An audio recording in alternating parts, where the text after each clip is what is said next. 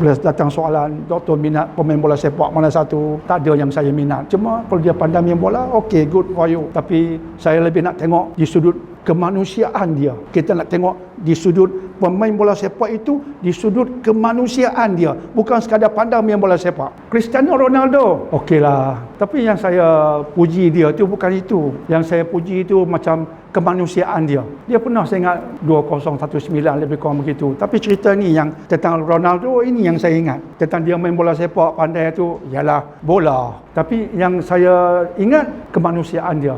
Satu ketika 2019 orang interview dia. Orang tanya dia tentang benda yang paling dia teringat lah, yang paling terkesan dalam hidup dia. Apa dia? Dia kata masa saya kecil, masa saya kanak-kanak dahulu, saya penniless, tak ada penny, tak ada duit. Saya orang miskin. Masa saya kecil dahulu, saya keluarga miskin. Dia di Lisbon. Saya keluarga miskin. Jadi apa yang berlaku, dia kata, waktu malam saya akan tunggu depan McDonald's, sebuah kedai McDonald's di Lisbon. Nanti akan ada seorang perempuan keluar, dia kutip burger-burgernya orang buang, burger-burger tak habis, jamu kami makan. Jadi burger kan, orang kaya ni makan bukan habis pun. Dia makan separuh, dia buang.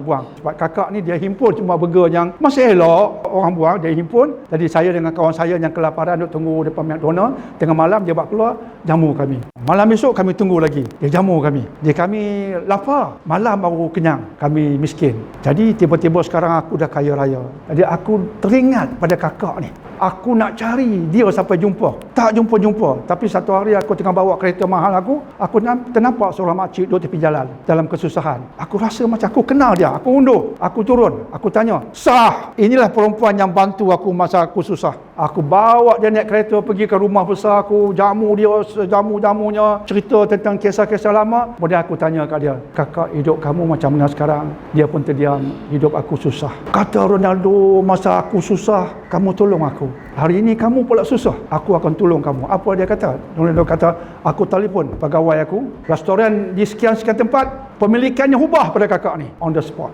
Pemilikan restoran aku ini, ubah nama dia kepada kakak ni. Perincian buat kemudian. Ini my order. Harga restoran tu jutaan.